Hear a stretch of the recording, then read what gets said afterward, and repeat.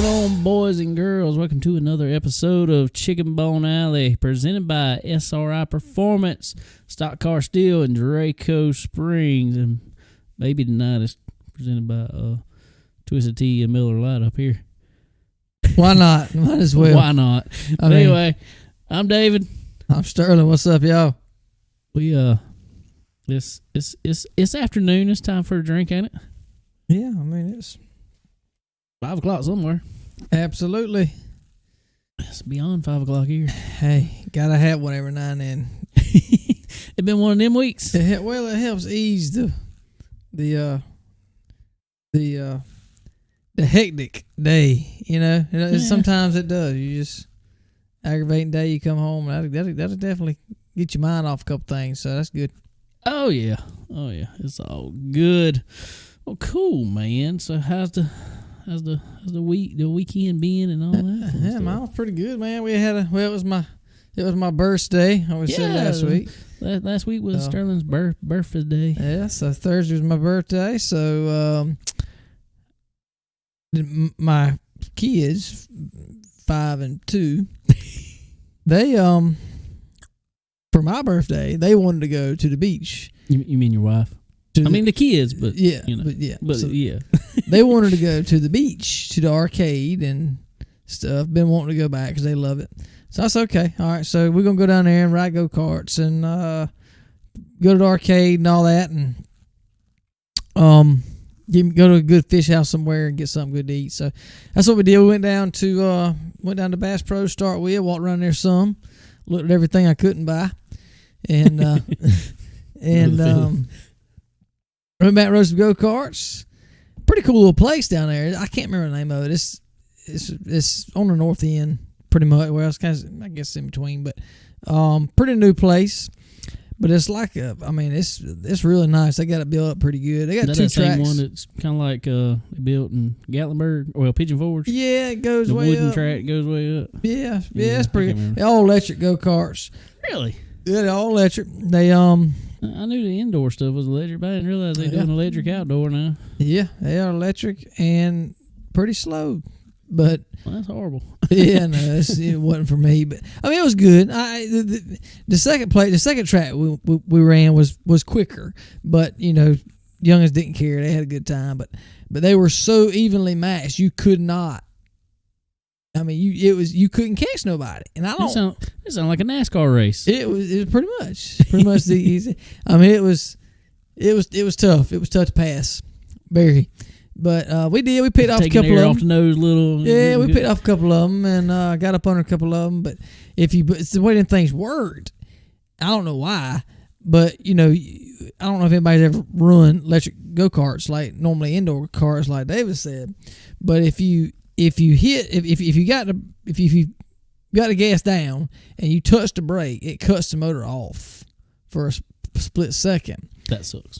So you can't use the brake to jab the brake to set the corner or whatever, like we always do. But anyway, well, if you bump somebody, it like cuts the motor off. Oh my God. So you can't hardly bump nobody because it takes all your momentum the way to start with. Then it cuts the motor off for a split second. It's just... We're even making beach go-kart riding pansified. Oh yeah, that's been going for a while since they got rid of the Grand Prix. Yeah, over there at the south end, right at the airport. Yeah, I seen some fights at the South Myrtle Beach Grand Prix. Man, when they used to have them Indy cars, dude, that was cool. And I was never tall enough to drive. Me neither. Before they took them out, like dadgummit. But anyway, it was fun. We had a good time. Went down to Merle's Inlet, walked around the Marsh Walk down there. If anybody's not have not done that. Pick you a good, nice weather evening to go walk. It's pretty cool. We got all kind of stuff. Bunch of bands you can listen to. Look at some nice boats, and I got all kind of sales, little craft stuff. It's pretty cool. Did that. We ate at Mojo's Bar and Grill, which is pretty neat. Right there on the inlet. Right near the Wicked Tuna. Yeah. Restaurant, which is really nice, but it's really expensive. So we sat over there and ate on the back porch and watched all them fancies go over there and eat. But it was good. I had fish and they got it's fish and grits is what it was called. What kind of fish was in it? Some kind of mud butt fish. I can't remember. It wasn't. It was not at all what I was anticipating. It wasn't Palomino or... It was not Pompeo. But it was some kind of something, but I don't remember exactly. But I do know this. The grits. They're called I think they were called grit sticks, pretty sure. So I was kind of, I was like, what in the world is this? Well, I can't remember exactly, but I want to say that they're made into like little sticks, and they got cheese in them and stuff, and they're like fried for a very little small amount of time. Yeah. So, but they're really good. They are freaking awesome. I bet. They were really good. So we enjoyed that. It was good. And we walked around, went to the pier, Garden City Pier, had a band down there, sat down there and had a couple beers and watched them. They play one song and take a 10-minute break. So I was like, we got dog, bro. It's humid out there, bro. It's humid. I reckon. Jesus. But anyway, so it was good. We had a good time. How about you?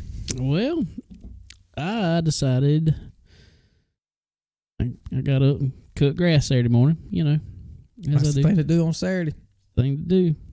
Which I think I took off last Friday too, didn't I? Was it last Friday I took off? I don't know. No, I worked last Friday. No, I didn't. I was off. Forget that. Got it made in the shade, bro. So I did a few things around the house with the race car a little bit. Got some stuff taken care of around there. Drained all the oil out of the motor and pulled the oil pan off. I got the motor out the car right now. Pulled all that off, all that fun stuff, checking things out. Everything's looking good right now. So I'm hoping it won't be long after I can get some transmissions over to Sterling and get some welling up going on them. We can handle it. Yeah, and put this motor back together, and we might be running here shortly. Hey. Try it out anyway. Oh, that's what I say. I mean, I just think you need. Why not? Just I might have to spray bomb the thing though to begin with, man. Well, yeah. Well, what I do, I'm gonna have to at least paint the firewall and all that stuff. It needs paint. To be honest with you, it needs something. Just spray can it, bro. Just let Landon go out there and spray it. I'm just gonna give him a case of spray paint. That's all I'm gonna do. Here's wheels, black spray paint. Spray paint it. Yeah, the wheels need it too. You got hubs. Yeah, the hubs are orange in the center. There ain't nothing on that car gonna be orange. I'm going to tell you. There might be one thing that's orange actually. What is gonna be orange? There might be one thing that's orange. I'm okay with purple.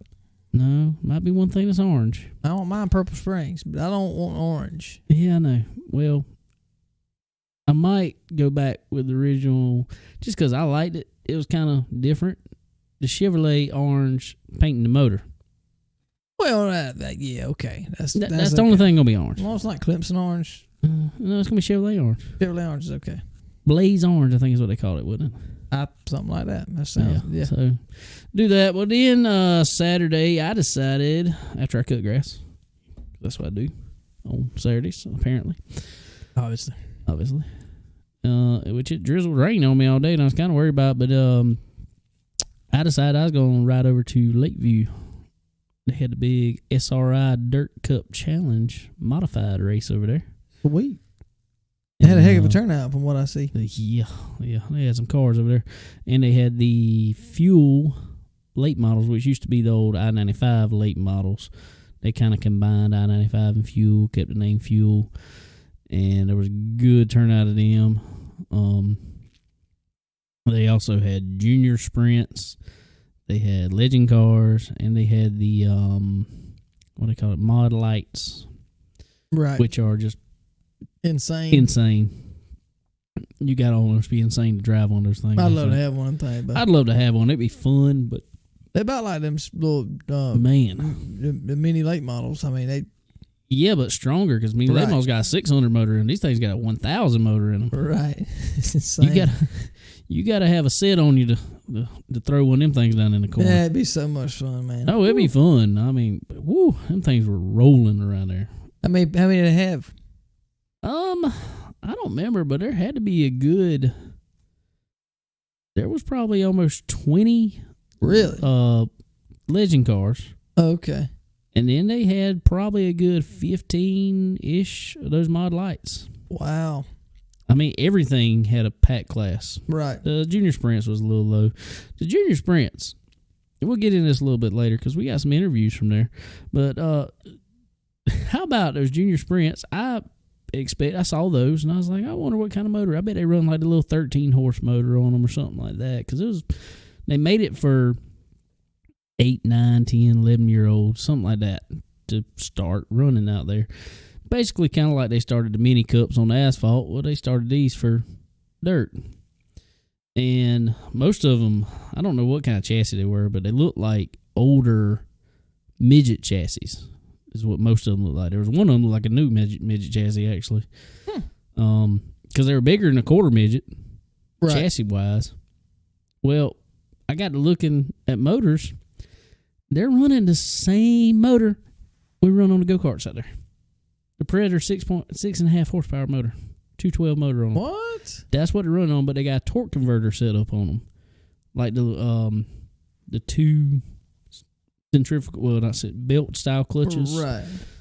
Torque converter type setup, and they're pretty slow. Pretty slow. Pretty slow. Well, that's a big track for them boys. Maybe they just look slow. I don't know, but it took them a little while to get started there. Yeah, that's a big track to run them small.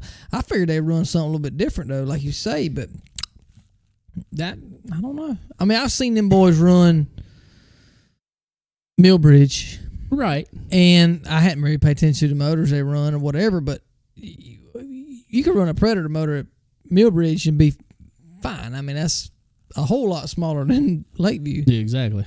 But so they couldn't gear it up to where they could run. I mean, they did. I mean, you could hear it. Take it forever to. Yeah, it just took them forever to get going, and it took them a few laps to get rolling there. And they had a couple of them there right at the first chain come off and stuff. But other than that, what'd I do Sunday? I ended up at the track. I'll tell you about this, and I know you've been there. I know a lot of people's been there, but it seems like every time I go to a racetrack anymore, I do this, and I don't even know why, because when with Charlotte it happened. I ended up with a migraine at the racetrack. Just felt horrible. That's terrible, bro. So I hate that feeling. It's awful. Especially when you don't have any type of medicine. I have any nothing kind of with relief. me. Nothing. And I should be smarter by now and remember to take something with me. If you go to the race, take medicine. I was just ready to go. Bro. I was ready to go to the racetrack. We ain't been able to do that much this year. I was ready to go. I know it.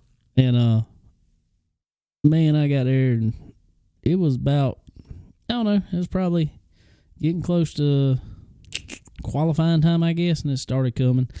It just felt like a little headache to begin with. Nothing horrible, but as the night went on, it got bad. That's monotonous when you hear them race cars going around you. Let me tell you, especially the late models and the modifieds, those wasn't so bad. Them daggone mod lights and and them legend cars, oh god, screaming. Yeah, and I don't know, but I told Sterling, I said we need to listen to these interviews because I felt like I couldn't even hardly put a sentence together. But they turned out all right, so we'll get to those a little bit later. But anyway, Sunday I don't think I did. I cleaned up shop a little bit, worked on the motor a little more. That's about it. Right. Getting in the short rows, bud. Getting in the short rows, maybe. Good. I don't know. We'll work see. on it. Wrong with that. We'll see. How's work been? First of the week. It's slowly but surely coming back. Some this virus and election year has took a toll on us, which it probably has everybody for sure. But it has. So we're trying to make our way back through that. I don't think it's going to fully recover till after November 3rd or 5th or whatever, or if there's a recount, or Lord knows when it'll be. But anyway, it's a mess. I'm ready for it to all get back to whatever normal is, for sure. But yeah, definitely.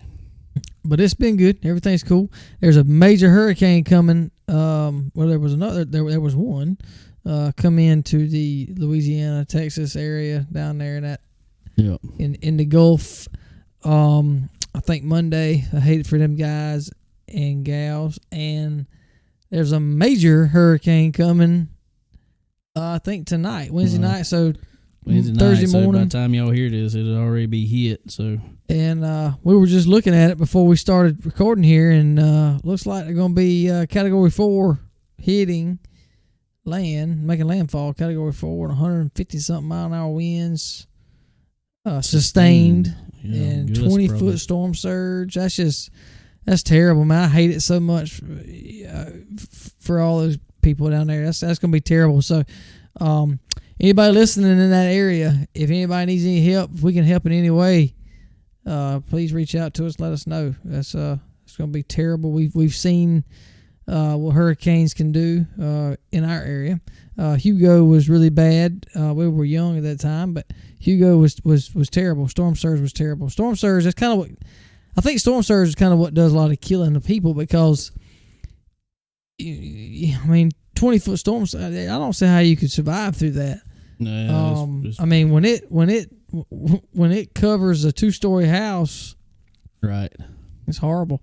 So anyway, keep all those people down there in your prayers for sure. I hope everybody listened and got out. I hope nobody stayed around, try to say, "Oh, we'll whatever," because they're talking about storm surge going in 30 miles.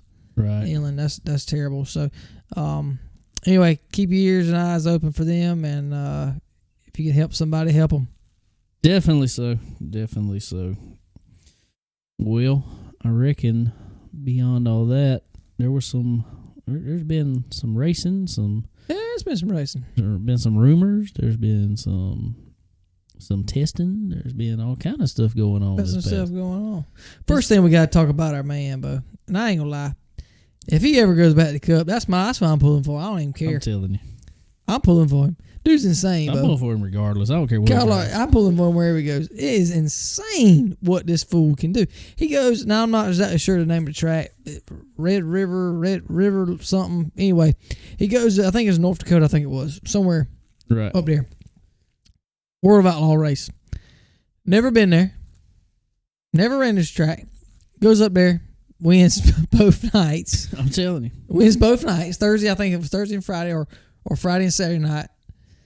Then he goes to Indiana and runs a track that I don't know that he's ever run before. I really don't. I'm not sure. He may have. I don't know. But I know he hadn't run a mile-long track in a while. Right.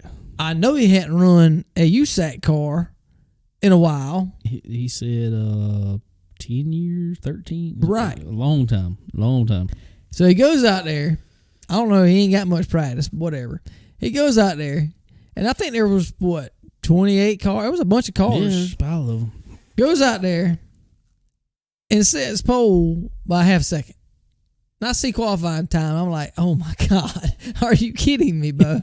Are you kidding me? Really? I mean, I expected it kind of. At this point, you kind of expect it. Oh, yeah. But, I mean, I'm like, okay, well, you got full-time USAC drivers that honestly you would think had the upper hand. Oh, yeah. You would think so. And then he comes in there in a car that he ain't never run before, with a team he ain't never run with, or whatever. And, I mean, how do you explain that? They set a seat in the car that morning. They were showing it on there. He was in the car, feeling everything out, getting the steering wheel adjusted, getting his pedals adjusted, setting the seat where he needed it to be that morning. Right. I don't get it. It's unbelievable, bro. Kyle Larson is a phenom. I mean, to say the least.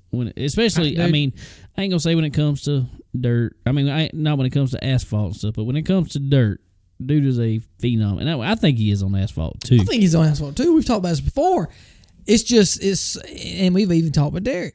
When you get to that tier, when you get to Cup Series, you're so dependent on your equipment that your ability really don't matter. Yeah, honestly, but clearly we can see that. Well, of course, your equipment matters, but your ability, I think, makes a world of difference on dirt like that. But no, he's a wheel man. dude, it's unreal. Really. I mean, it is unreal. I think he's won 9. I can't remember exactly. I think it was 12 or something, 14. I can't remember how many World of Outlaw sprint car races he's run, but he's won 9. He is leading the World of Outlaw sprint car race And he ain't win won the half total of right it, now, and he ain't run the first part of the season. Right. It's unreal. It really is. So I think he's got a 34 win total now on dirt since he came back. And so that's really, really impressive. Glad to see that. And I kind of hope we're going to see, and I'm not saying I expect because I don't know, but this weekend he's going to make his super late model debut at Portsmouth. Port Royal, right? Port Royal. Yep. Port Royal, yeah. Pennsylvania. So I think it's a Thursday, Friday, Saturday night show. Yep. Lucas Oil. Yep, Lucas Oil Tour. So I don't know, man. What you think's gonna happen? It's dirt, and I think Larson's gonna do what he does on dirt.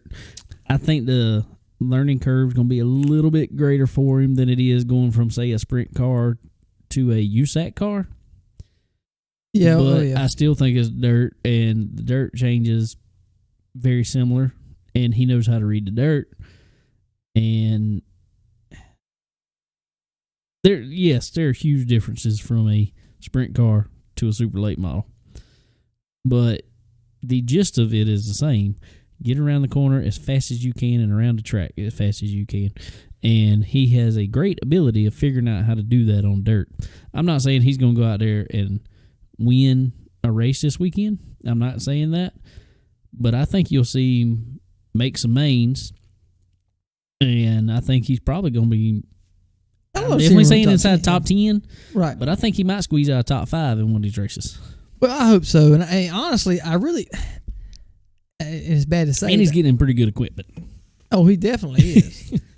I hate to say this, and I don't mean it in a bad way, but I kind of hope he does not go out there and just dominate and win this weekend, because it'll look bad for everybody out there. It's gonna look horrible, dude. I mean that's gonna really hurt. I think kind of hurt the competition, as if he he top 10s at first night, he gets him a good, he makes it into a top 5 maybe by the end of the weekend. Yeah.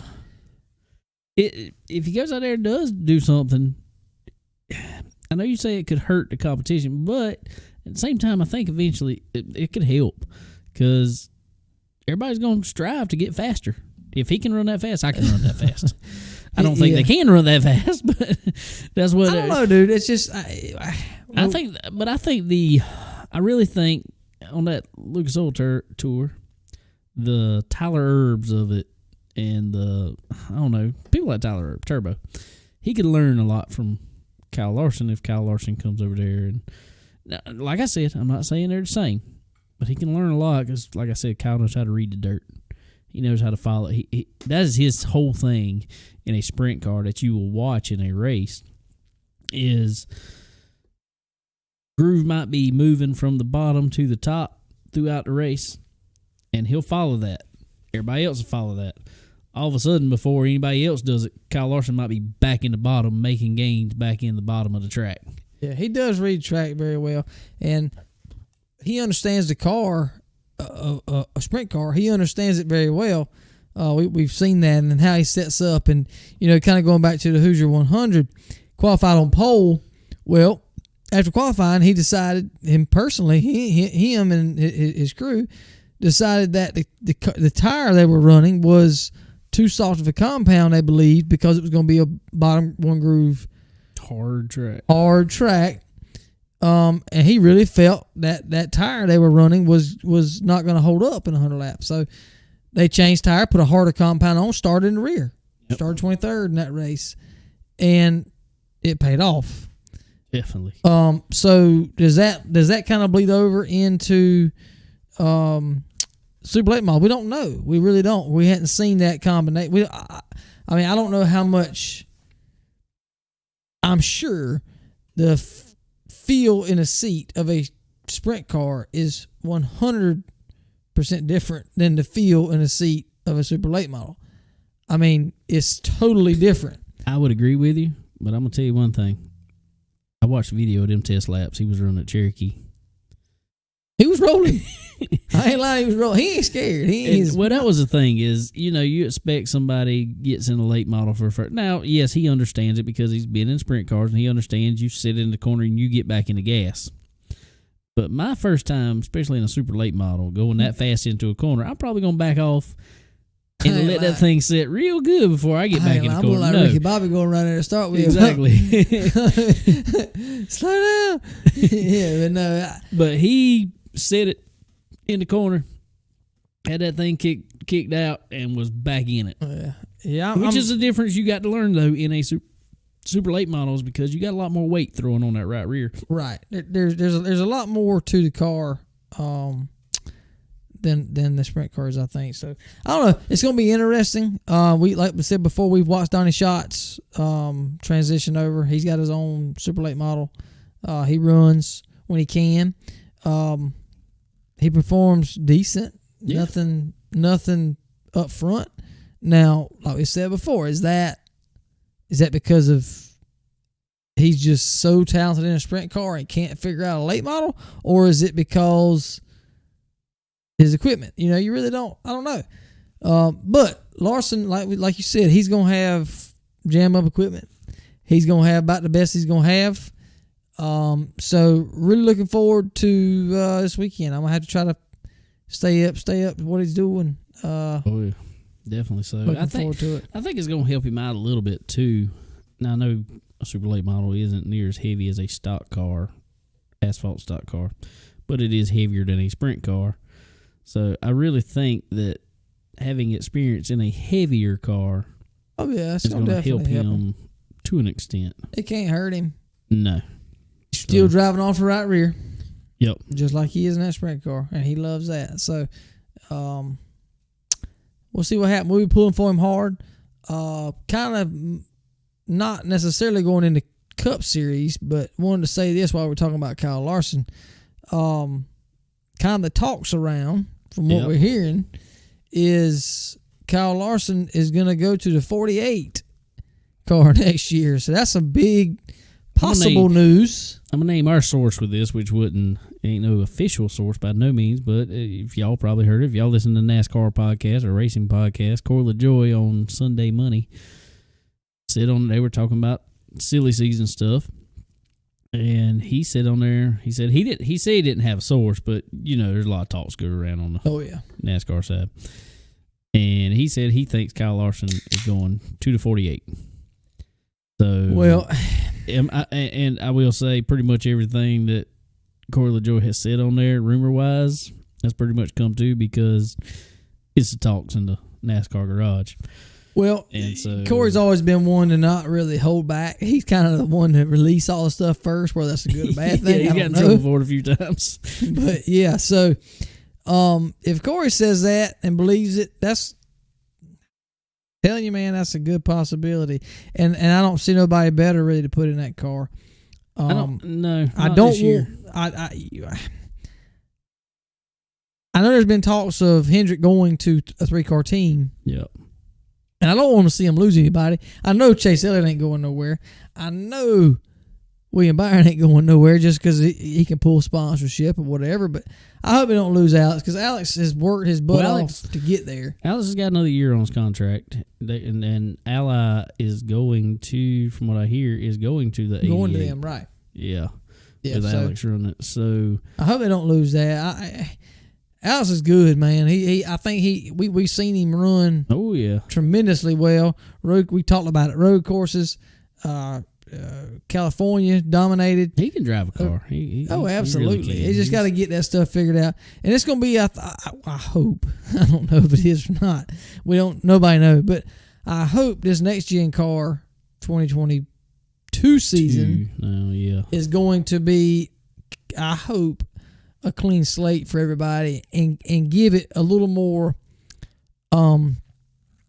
even playing field throughout the manufacturers, being that it's so aero dependent. I hope they can kind of work that out and get that get it down for us the same front to rear on all these cars because it's still not.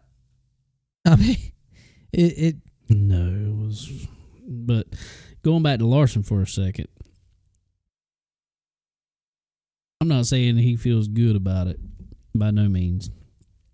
But I bet it's somewhat of a relief to him knowing Larson ran this year was not the greatest of starts for him anyway in the Cup Series. Ganassi's fell off this year. But he was running top 15 with the car constantly. Well, they put Matt Kenseth in there who has not forgot how he took a year off, but he has not forgot how to drive a race car. No. And he can't hardly finish better than 25th with it. No, he can't. And honestly, and I've heard Larson in an interview say this when he first came to NASCAR trying to get in. I think he started with James Finch. We've said this before in the Xfinity Series, and ran fantastic with that old car. And that wasn't no top of the line race car at that point. Ran great with it.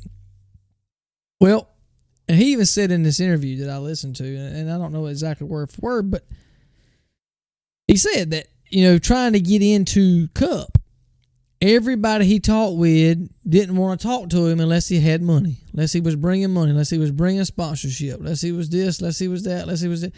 Well, Chip Ganassi, and I think Felix Sabates at that point, whatever, they talked to Kyle, and they gave him the opportunity to come run with him. So Kyle said in that interview that he said, I'm going to be loyal to Chip Ganassi Racing. I'm not going anywhere because they gave me the chance. I'm going to stick with them. As long as they allow me to, I'm going to stick right with them. So I hate to say it, but I know it was bad circumstances. It wasn't a bad deal and whatever happened. But I think this is the best thing to ever happen to Kyle in his career. To an extent, yeah, I agree with you. The only thing I can think that I wouldn't like, one being Kyle Larson, two being a Kyle Larson fan, and that being a fan of all his racing, not just Cup, not just, going back through dirt and everything. Hendrick, if he does take that Hendrick ride, Hendrick is pretty much notorious with he didn't even like his drivers hardly running the Xfinity races. Yeah, much less going to run a dirt car. I really think that's going to have to change to get Kyle to go back because he loved running dirt. Is it though? Because he wants back in the Cup Series. I know he does. But I mean, dude, good Lord, have mercy. I mean, you think about it. I mean, his heart is in dirt. We know that. I know why he wants to run a Cup. He wants to prove himself. That's the highest tier of racing there is. Oh, yeah. Whatever. He wants to win a championship. He wants whatever. And ain't no secret. We done talked about it. The money per race is night and day difference than running 10 sprint car races. I saw something the other day. It said he's won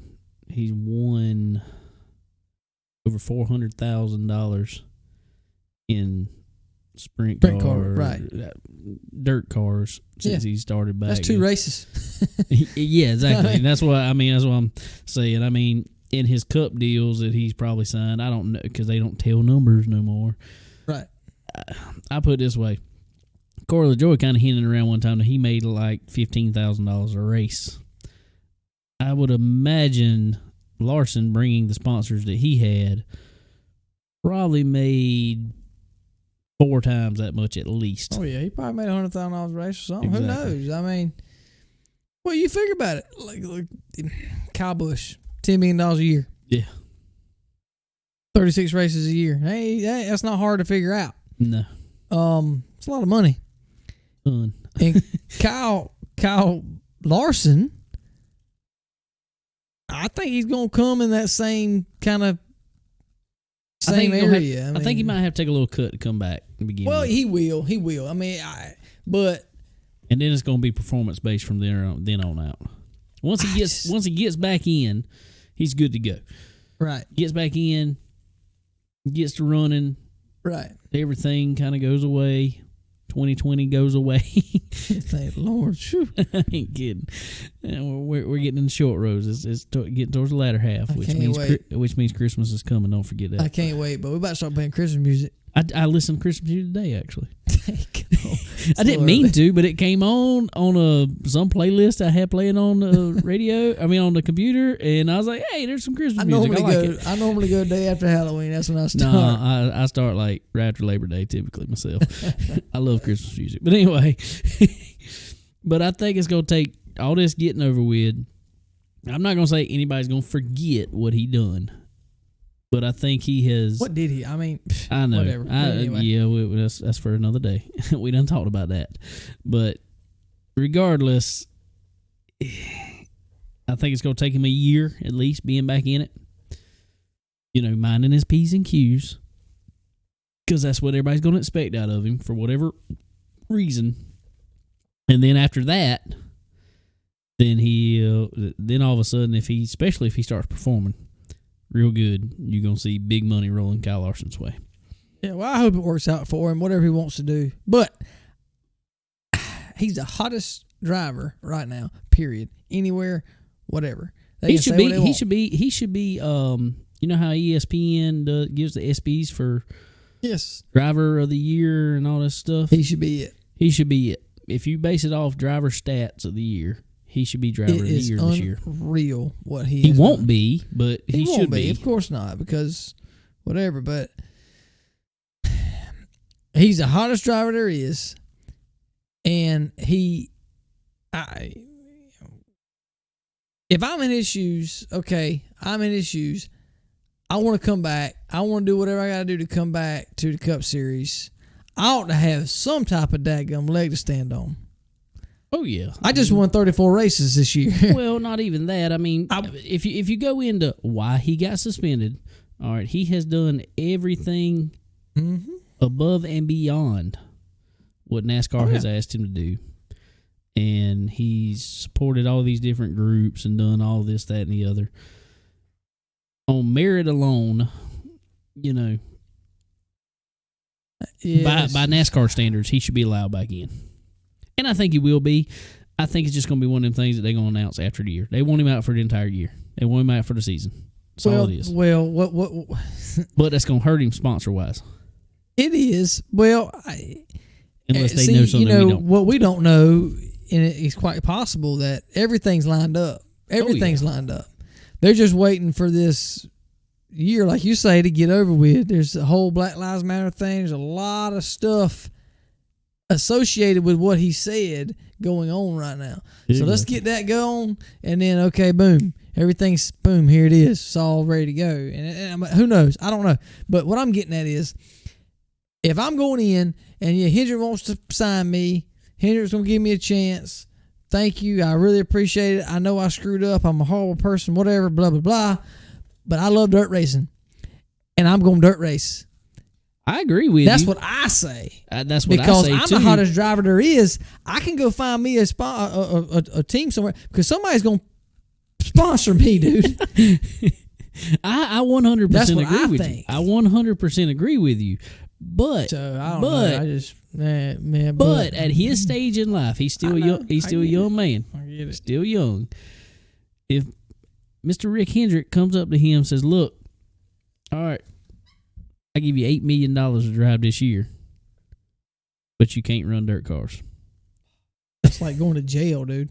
I agree with you. I agree with you 100%. But looking out, I don't know the boy's financial situation. I don't have a clue.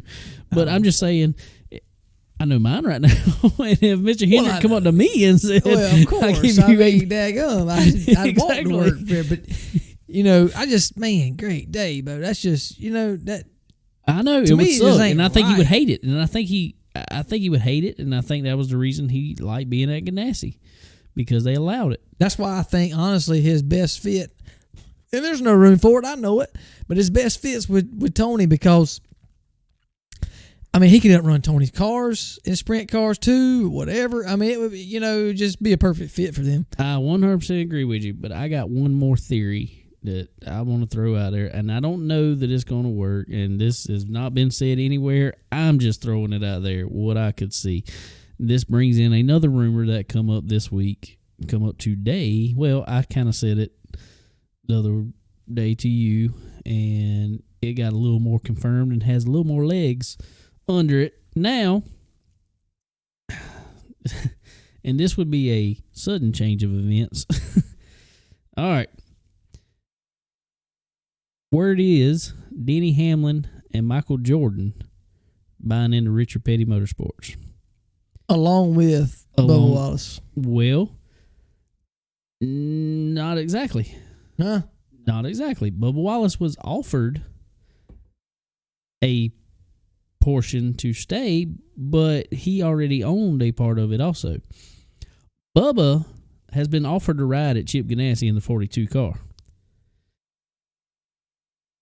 In my opinion, this is why I say this, it is highly noted Bubba and Denny Hamlin are not friends. Denny plumb kicked him off the basketball league and everything else at his house. Yeah, told him he couldn't come to it. He couldn't come back. Yeah, exactly. They are not friends. You remember, what was it, 2 years ago they got into it at Daytona, and ever since then they have not hardly spoke. Word is, I don't know, I haven't been around them. All right, so if that's the case, Larson already has ties with Toyota. Okay. So if Hamlin comes in, Hamlin and Michael Jordan come in and buy a majority or a good piece of Richard Petty Motorsports, it's going to be a Gibbs car. It's going to be another Gibbs car. Yes, that's exactly how it's going to be. So if they come in and do that, they talk about putting another car there too for Eric Jones is what word is. So who knows? Because Eric Jones acting like he's already got something lined up and he ain't announcing nothing. He's acting like he's waiting for something else. Unless he's going to that car. That's a possibility too, but word is there's going to be a second car. All right, so like I said, just me throwing this out there. I could see Kyle Larson in the 43 car. Bubba moving to the 42 simply because of the McDonald's sponsorship already with Chip Ganassi, and they're wanting to sponsor him. They keep all their eggs in one basket.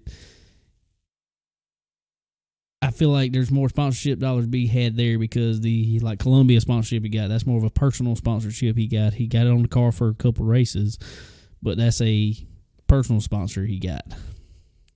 Who goes to 48? No one.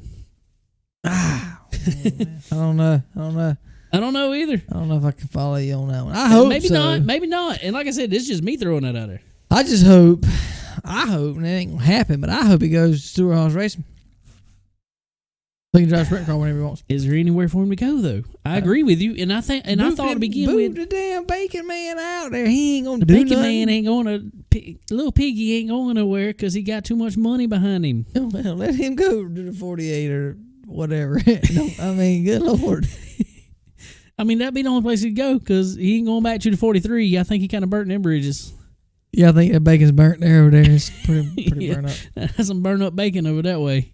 I don't know, dude. That's why they call it silly season, and I hate it because they call it silly season, but there's a lot of people lives on the line there. Of course, oh yeah. You don't know if you're going whatever, but it's hard to feel sorry for somebody making $15,000 a race at the minimum. Yeah, I mean, that's much I really don't feel sorry for you. Whatever, but at the same time, it's so sponsor driven that it's ridiculous, absolutely ridiculous. But regardless, going back to Larson, because this has pretty much been all Larson's show today for 40 minutes of it anyway. I want to see Larson do what he wants to do.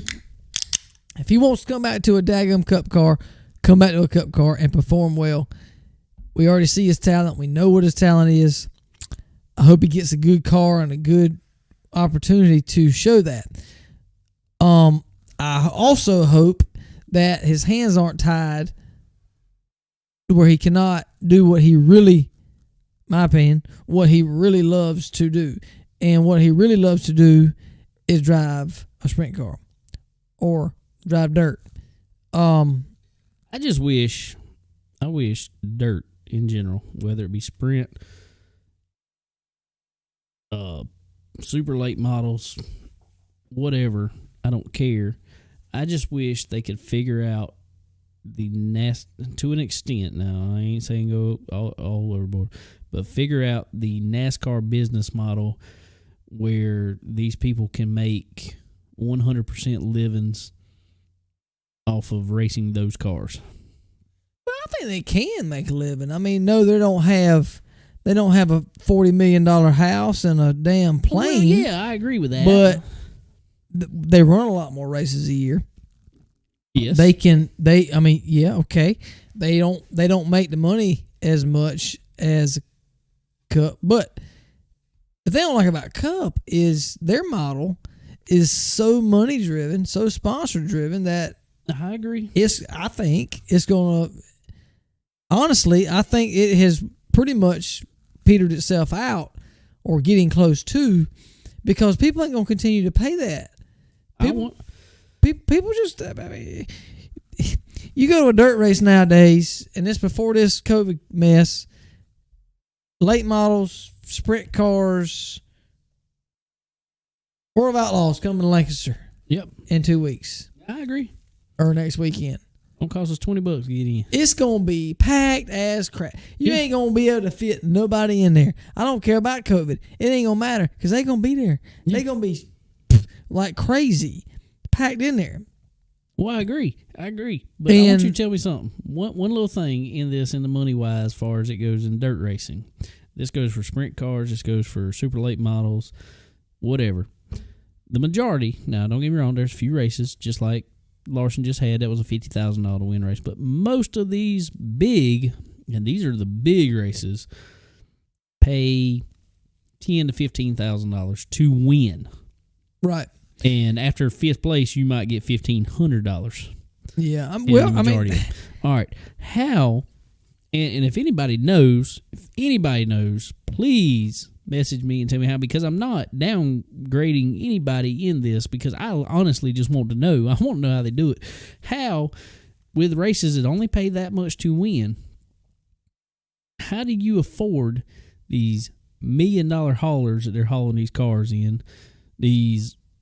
Trust me, I'm messing with a street stock V8 street stock, and it is so easy to sink $5 to $10,000 in right now. We were just talking about that before the show. You could sink $10,000 in it in a heartbeat.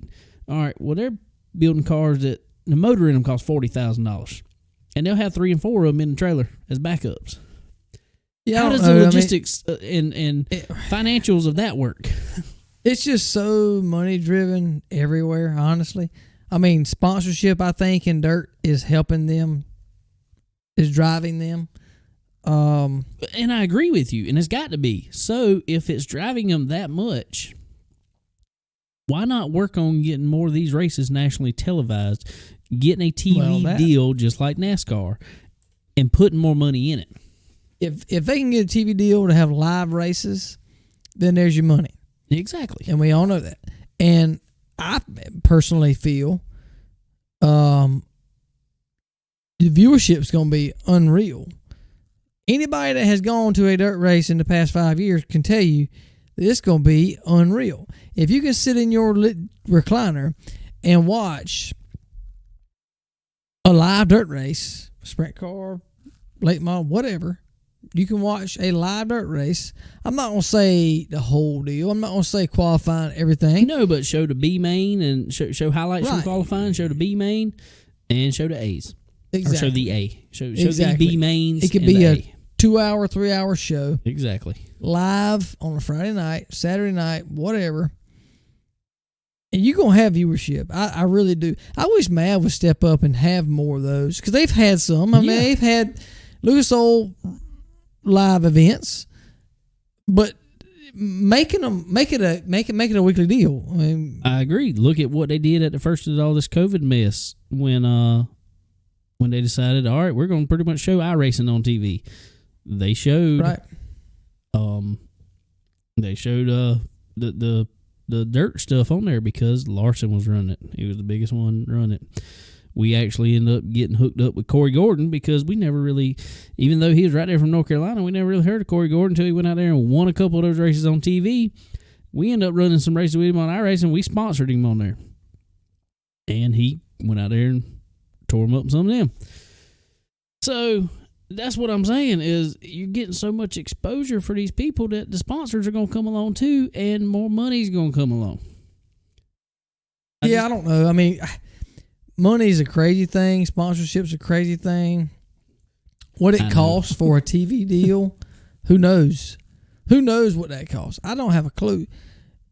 But I know what I know as a fan is I want to see live dirt racing on TV.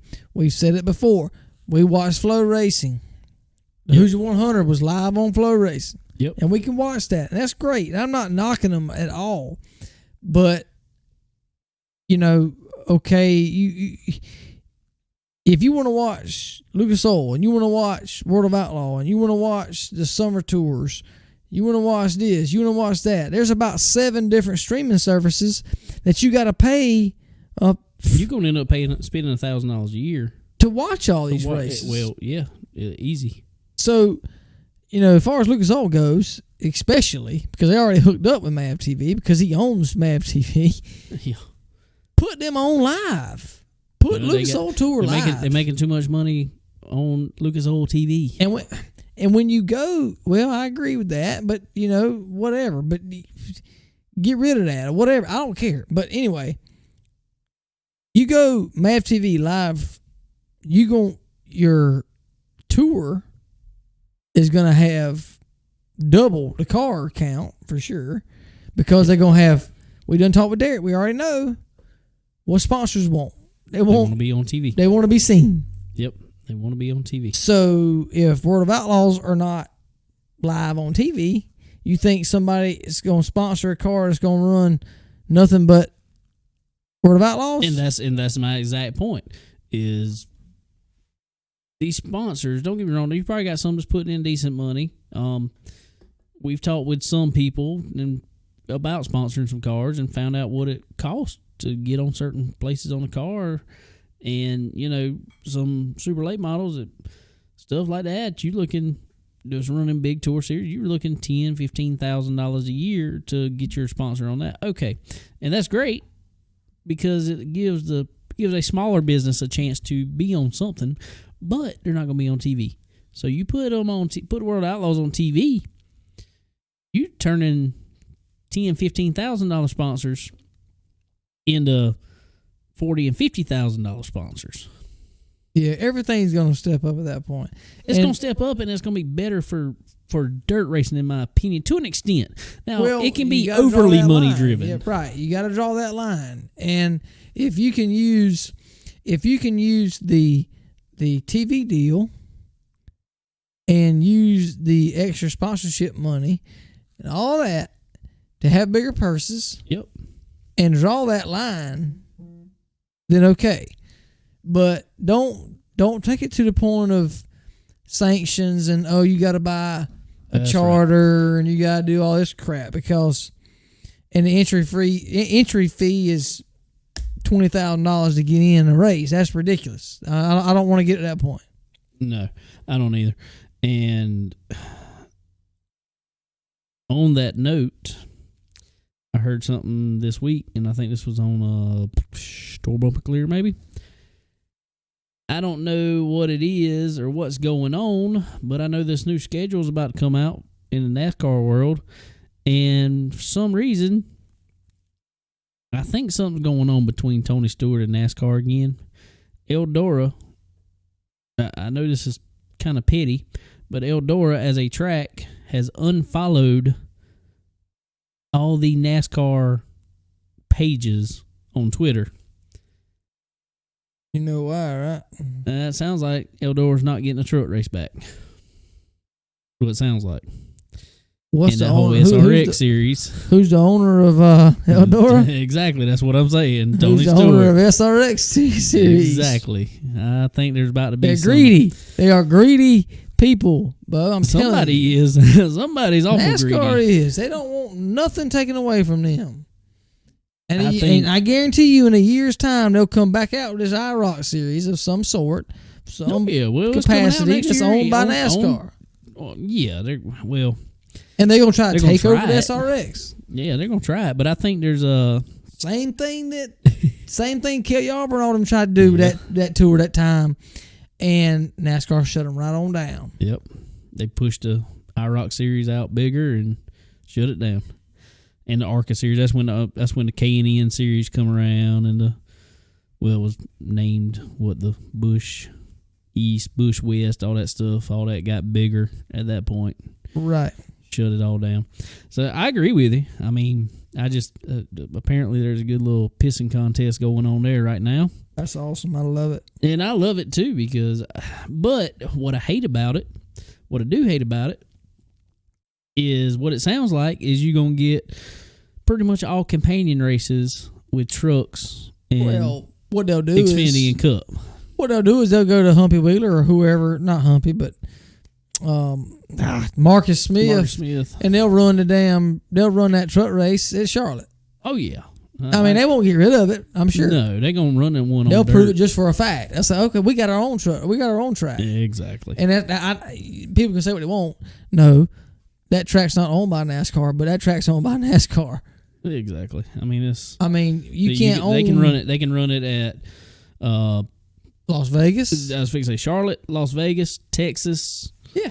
All them have dirt tracks go. right outside of it. And they can do the same thing, and I hate it. I really do. I really hate it. I never really understood why they got rid of the Prelude to the Dream.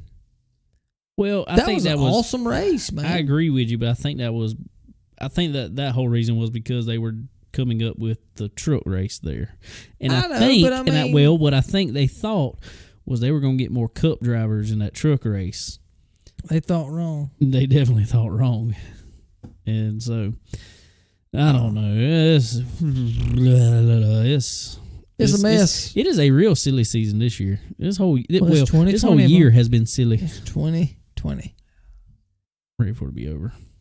Well, speaking of the silly season stuff, a few more things on that. Also this week, Corey LaJoie, as we talked about him, he is not coming back to the Go Fast ride. And I don't know where I put him at. I may put him... I talked with Sterling a little bit about this. I may put him over at the 47. Over there at... Well, if Ryan Preece decides, or if they decide Ryan Preece isn't going back... I'm hearing Ryan Preece is out of that ride.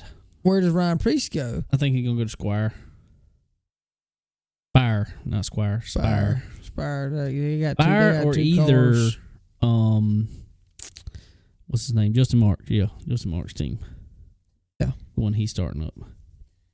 I don't know. They're just so screwed up. I mean, in back market cars. I like Ryan Preece. Do not get me wrong. I like him.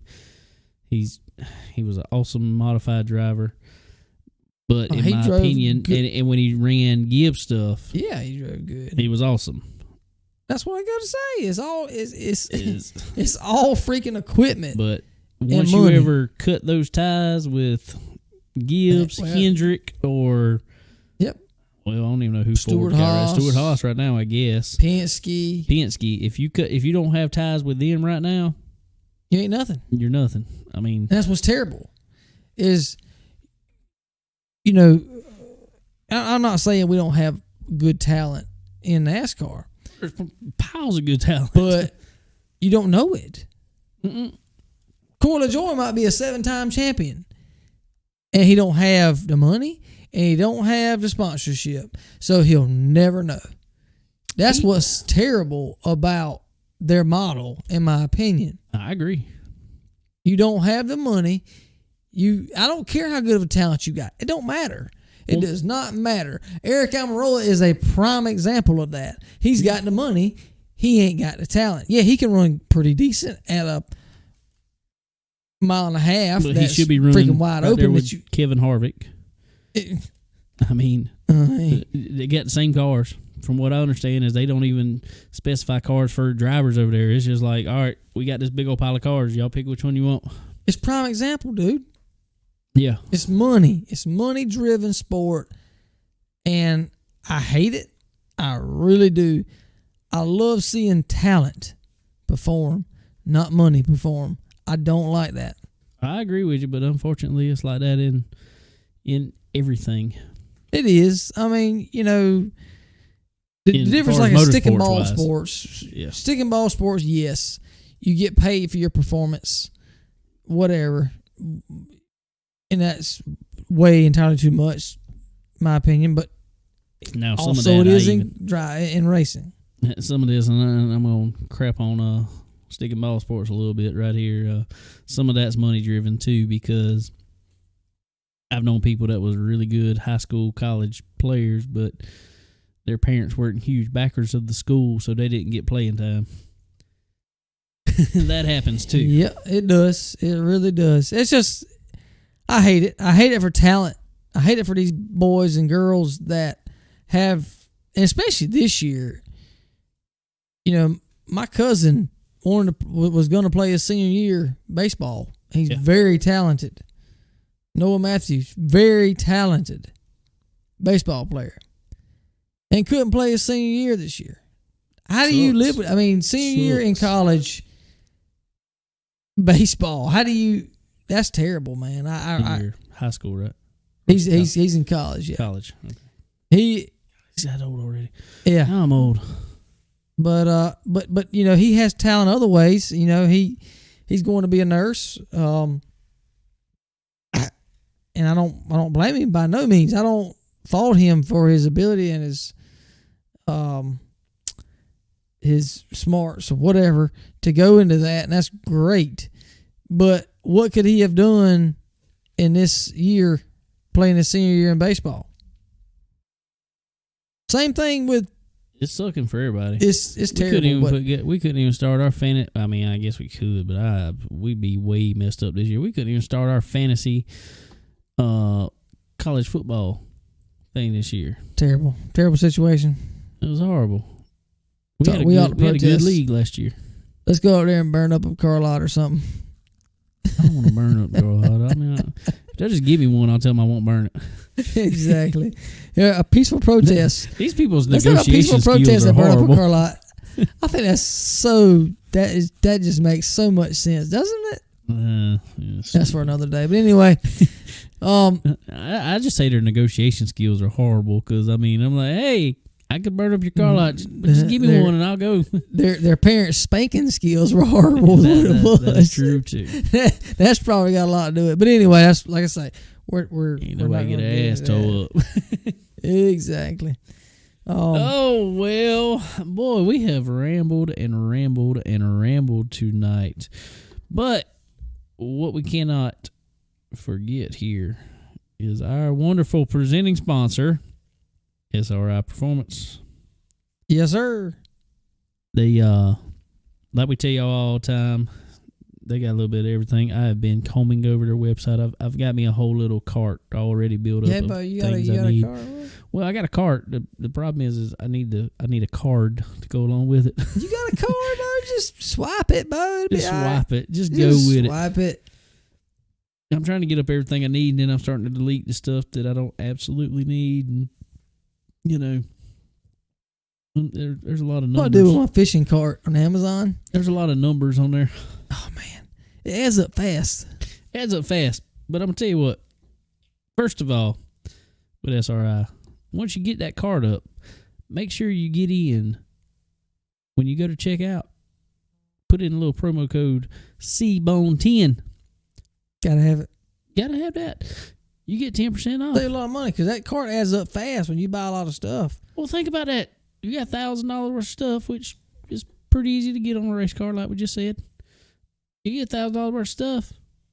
You put in CBONE10, $100 gone right there. $100. I mean, that's hard to beat. And boy, they got some specials going on. Well, like we've said, we've been saying the past couple weeks, and around here, school's starting back a couple weeks, most places.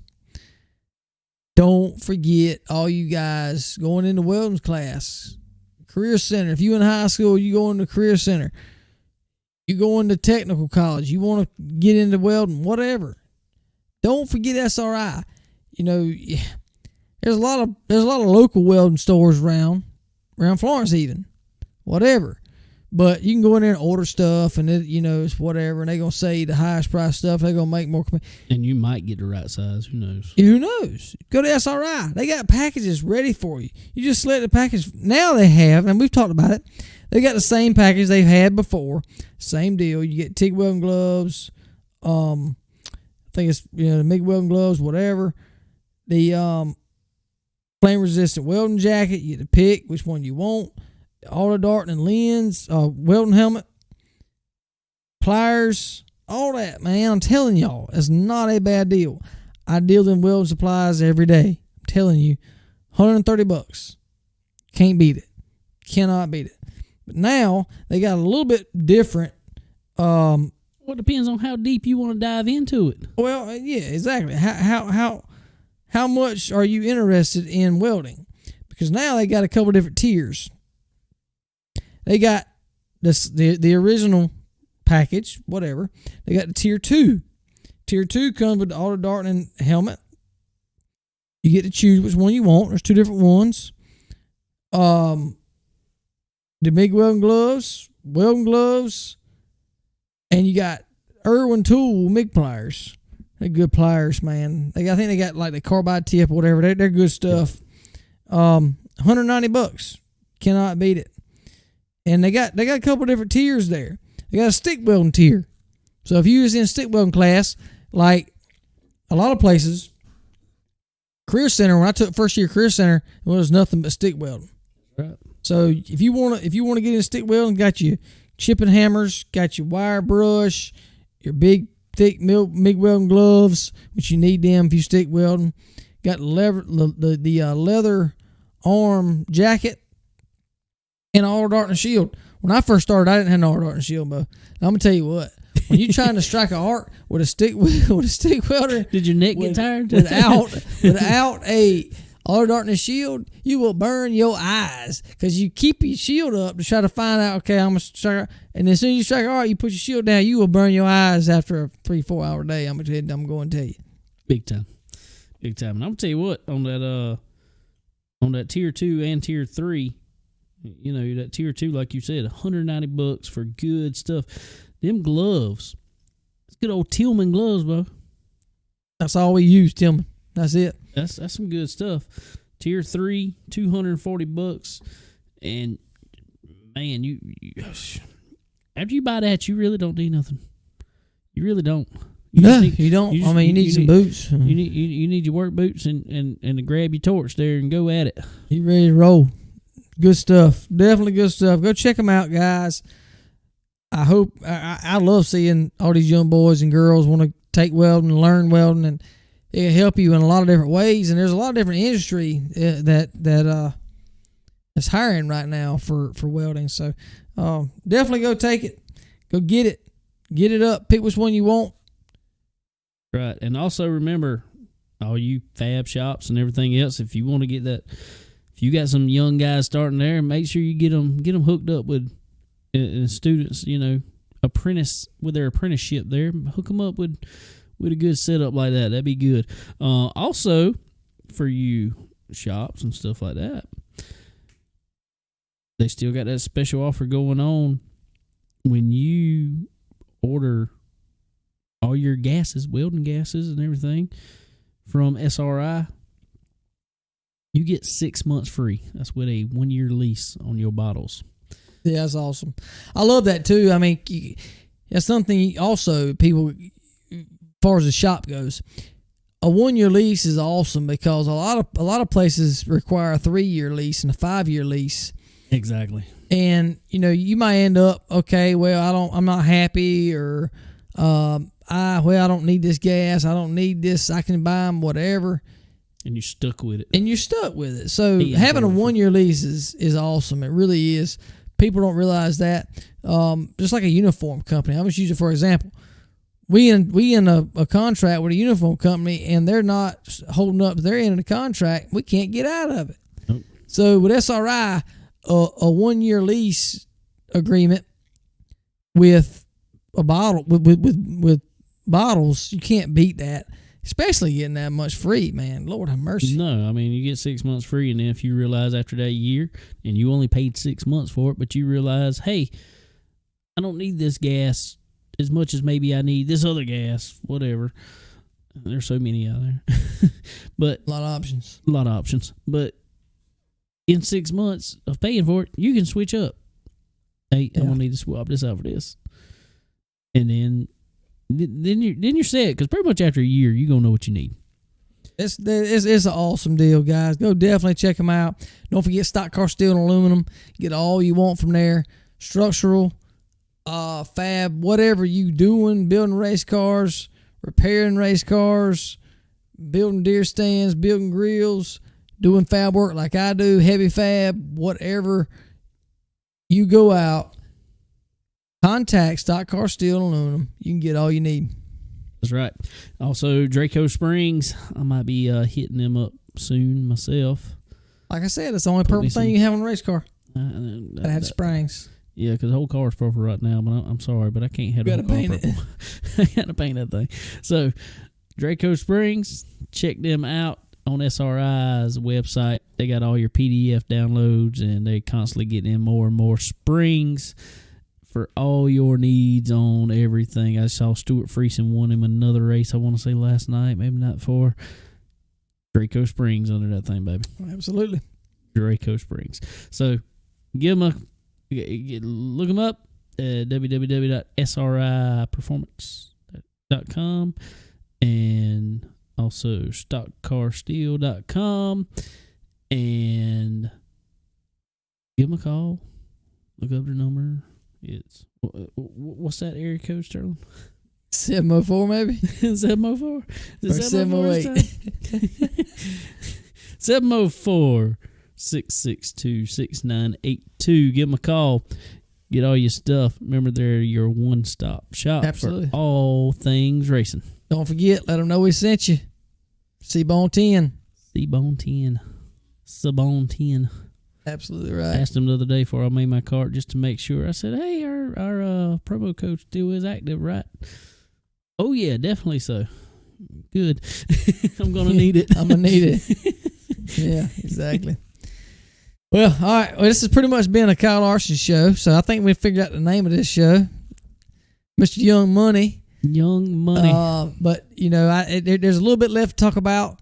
Like David said, he went to Lake View this past weekend and was able to watch some good racing. I was at the beach, so I wasn't able to go, but David was, and he was able to interview a couple guys, and I'm going to let him kind of talk about what he saw down there and who he was able to talk with. Definitely so. They had a full field down there, man. I mean, it was a whole lot of race cars. I walked in there, and they had, I looked on, they got an outside pit, and they got an infield pit, and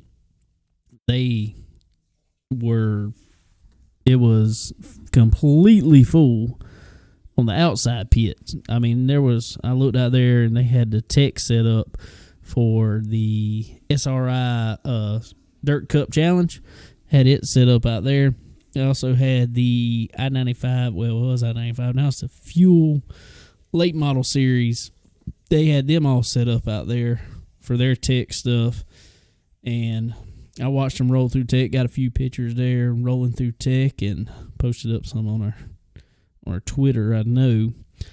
Man, there was a whole lot of cars. They had, like I said, they had that outside pit full, and I went down in looked over track, looked in the infield.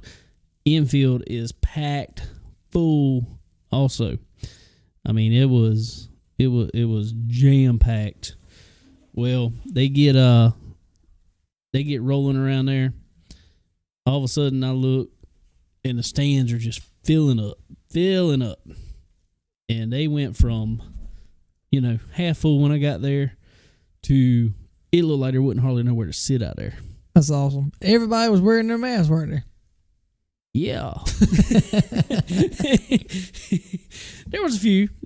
I saw some masks floating around there, which was good. And they had them. If you wanted them, they had them free. There you go. There's your mask. Can't beat it. So they had that. Hand sanitizer somewhere, too. I don't know where, but no, they had a good late model race there first. I'm trying to pull up here and remember who won, but regardless, old Willie Milliken, who is a Draco Spring driver himself by SRI, he put on a little bit of a show. He came from, I want to say he started about 7th, and by halfway through the race, it was probably before that, honestly. By halfway ish, he was up to 2nd place. And he was all over the leader. And they couldn't do nothing with him. It was but Dean Bowen, that's who it was. I'm sorry. Dean Bowen won that race. And like I said, Willie Milliken was right on his tail. And I tried to go find him and talk to him, but he didn't ever come to victory lane, actually. He stopped out on the front stretch, did a little bit. Then they went to the outside pit, which wouldn't have been an issue, but they had already started the next race, whatever it was, as soon as he pulled off the track. So I couldn't ever get back across the track to go talk to him any. So, but it was a real good race. Had a few cautions in it, but they had, I want to say, about 25 cars in it, started it. And they had run three or four heat races for it. So it was a good field. And I was watching them. I watched them take the cars, and I'm gonna tell you what, that's a series that's pretty strict on tech. They wouldn't just like, oh, we'll let it go this time. There wasn't none of that. No, if it was wrong, you better fix it. Good. That's what it needs to be. That's exactly what it needed to be. Let's see. I think the Legend cars come out next, and man, I don't have a problem with Legend cars. I like Legend cars, but I don't know what was the issue the other night. They would run about 2 laps, and somebody would spin out. Over and over and over and over. And I think they had a 2 or 3 caution rule on them, because there was a few people who ended up getting kicked out, and they were mad about it, just because they had caused 2 or 3 cautions. And it ended up being Josh, I might get his last name wrong, I'm sorry, Sanoski, I think it is. He won that race. Pretty much dominated the whole thing. Wasn't a whole lot of passing. Like I said, they'd run 2 or 3 laps, get a caution. 2 or 3 laps, get a caution. After that, there was the junior sprints. And fortunately, I got to talk with the winner of the junior sprint, Sawyer Davis, and here's that interview.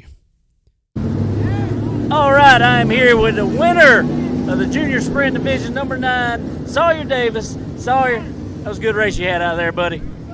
Yeah, it was crazy. Held first most of the race and almost got passed by one of my good friends, Wyatt Kitchen, the North Carolina Nightmare. Awesome, man. Where are you from? I'm from Rayford, North Carolina. Rayford, North Carolina. Well, that's awesome, man. How long you been racing? I've been racing since I was 8, so about 4 years. Good deal, man. Well, congratulations tonight, and go get plenty more of them. Yeah. We've been doing good at the bigger tracks this season. What you gonna do with this big old trophy you got? I don't know. It's either got to go on the floor somewhere or like in the garage. That's awesome, man. Well, congratulations again, and appreciate it. Thank you. So yeah, he was excited to win that trophy. I'm gonna tell you what, like I said in there, that was a big old trophy, 6.5 foot tall. Jesus. Definitely got to put that on the floor. Yeah, I don't know where. That's why I asked him. where he was gonna put it, and he said he might have to put it out in the garage. So he said, I know you just heard it, but anyway, that was, we were talking about that earlier. They had, like I said, they had 6.5 horsepower motors on them things, and which was, like I said, they're a little slow on that track, but they got the job done. Well, I know. I mean, them young boys need to learn for sure. My opinion, that's kind of a little bit too big of a track for them, for that small of a motor to, but whatever. I mean, hey, they got to learn. Well, I don't think it's necessarily too big of a track the way that they were running. I don't necessarily believe that to an extent, but I would, with their age, I would put kind of like those things that are on the on a couple of the go-karts, the hopper stoppers. Yeah. Build some type of thing like that, because granted, none of them will hop nobody out there. And most of these boys were only 8, 9, 10 years old. Most of them, I think the winner there, he was 12. And so, but none of them will hop nobody. But I saw a lot of potential for some wheel hops there. So yeah, they need to. I think they could put some hopper stoppers or something along those lines. And there was 9 of them little boys out there, and it was a pretty good show. But you could tell there was a few of them that were new to it and all that stuff. The Mod Light race, those little things are too fast. I love it. They are too fast. They got 1,000 cc. Most of them said they were a Suzuki GSX-R 1000 motor on them. That's awesome. Dude, them things were rolling. I mean, rolling. And loud when I had a migraine. Oh, God, they were loud. But anyway. So, Donovan Jackson won the Model Lights over at Lake View. The big race of the night, the SRI Dirt Cup Challenge, was a pretty good race. Had a few cautions in it, but Daniel Parker, pretty much, he led him from green to checker. There wasn't no passing him. He was hooked up. He was rolling. There was some good racing throughout the field, but there wasn't no passing him. He was gone, and there was 15 of them out there. So they had a good show. But Daniel Parker, we got an interview with him, so here it is. All right, we are here with the winner of the SRI Dirt Cup Challenge here at Lake View Motor Speedway. Daniel Parker. Daniel, looked like you had him covered out there tonight, buddy. Kind of took the man from green to checker there. Tell us about your race. Yeah, it was pretty good from start to finish. We're usually pretty good down here, so we got a good starting point. So that always helps us more than anything. But it's usually pretty good here. We got the job done. Well, man, congratulations on the win out there. Anybody you want to thank? Everybody on the car, Certified, Alfano Refinishing, Southern Cub and Gutter, A1 Landscaping, WBM Ag and Turf, Donnie Wheeler Transmission, Forestry Concepts, everybody on the car. All right, Daniel, we'll appreciate it. Congratulations again, and appreciate you taking the time with us here on Chicken Bone Alley. Thank you, buddy. So, yeah, there he is. And like I said, it was a pretty good race. And got a few pictures of all them guys, and that was pretty cool. And I just realized that there was 26. 2 didn't start, but 24 started the late model race. It was a good field. Good field. Yeah, definitely. I love seeing that good field like that, especially at Lakeview. But glad to see SRI come down and put on that good show and draw some money, draw some good car counts to that race. Definitely for sure. Yeah, we need that. Definitely so. And Lakeview, they got a new owner as of last year, and they've really stepped up. Really stepped up the racing around here as far as dirt wise, because in all honesty, around here, other than Sumter, there wasn't much place to race dirt wise, and Sumter was kind of I don't know, they had a few big races there. I mean, literally a few, maybe 2 or 3 decent races there a year, but most of it was, run what you brung. Yeah. We go over there and it'd say late models were on schedule, and there'd be 3. Yeah. I mean, literally, we went there one night, and there were 3 late models. And I think there's pretty much crate late models is all they were. Right. And so seeing 26 cars over there, 2 of them didn't start, which is, expected. So seeing 26 cars over there at Lakeview, that's good to see. Absolutely. I'm glad to see that, and hopefully they can keep that coming. They've had a bunch of big series scheduled for this year. I know the Ultimate Series was supposed to come, and that I think that got canceled because of the COVID deal. And the Topless. No, they're still going to be there. They're still coming. You're talking about the Blue Ridge. Blue Ridge. They're still planning to come. Yep, they're still going to be there.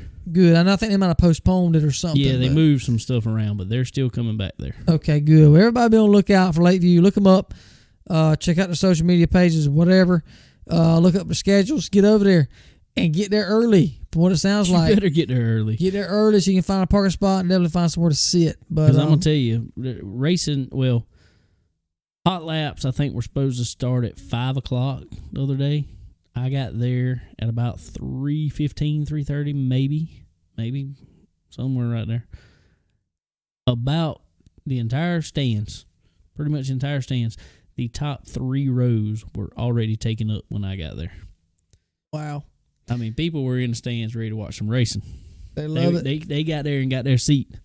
Yeah, they knew what was coming for sure. So, but anyway, that's good. Glad to see that. Glad to see dirt coming back around here for sure. We need more, all we can get, and we need the fans to show up like they did. So that was really good. But definitely so. Anyway, so one last little thing here with the Cup Series. Going back to that, this is the final weekend. That is right. Yeah. Of the regular season. Kevin Harvick has already clinched the regular season title with 7 wins this year. Denny Hamlin right behind him, I think, with 6 or so. But there's 3 or 4 drivers that are trying to make the last couple spots. Yep. In the playoff deal. And this is a wild card for sure coming up here at Daytona. Yeah, for sure. So it'll be kind of interesting to see. Maybe for all you guys and gals that like a wreck fest, you might want to tune in because you're probably going to see a lot there. But I know Matt DiBenedetto, William Byron, and Jimmy Johnson. 7-time Jimmy Johnson. That's 3 of them I know that are trying to get in. And then right behind that, if they get a win, they're in. Right. So I don't know. We're going to see. You don't want to be 16th right now. I mean, No, you don't. You can't afford to be 16th. No, you definitely don't. And I think Jimmy's 17th, I think. Yeah, he's 17th right now. So, I mean, in all actuality, just because I've seen him do it there before, just for instance, Bubba Wallace, he's had some good finishes there. He could come up and win that race. Bird moment, jump up there and win that race. And then you've kicked out. You've kicked out not only Jimmy Johnson, then you've kicked out William Byron too right now. Right. Because right now it looks like Matt DiBenedetto, he just needs to finish pretty much. I mean, he needs to finish decent. He needs to finish top 15. But if he finishes top 15, he pretty much can be in. He's going to have a lot of people helping him, I'm sure. Well, I'm pretty sure the majority of the Ford camp is going to be pushing Matt DiBenedetto. Right. Absolutely. So we'll see what happens. Everybody tune into that. It's going to be Saturday night. Daytona. So Daytona under the lights is always interesting, pretty cool to watch. So I still don't understand why they didn't swap Dover and it makes no sense. Daytona Really. road course. It definitely makes no sense to me. But another thing to add before we get off of here, our good buddy Derek Griffith. He's been going to Oxford to run testing, pretty much getting ready for the Oxford 250. Well, that's finally up this weekend. August 28th through the 30th, they're going to be there. The 47th annual Oxford 250 is a big deal for super late model guys. There'll be a big crowd. I think I saw 53 or 56 entries already, and that was a week ago. So there's going to be Sunday. pile of late models. Yes, it is going to be Sunday. Not Because exactly sure the time, but it will be Sunday, and it's going to be live on Speed 51. Like we've said before, that's expensive. Actually, I got the deal here. They got a 3-day package that you can buy. Speed 51's live pay-per-view broadcast coverage. $50 for the all 3-day deal. Now, I guess there's prelims. Do you have to have the membership, or do you not have to have membership? I know the last one you actually didn't have to have the membership.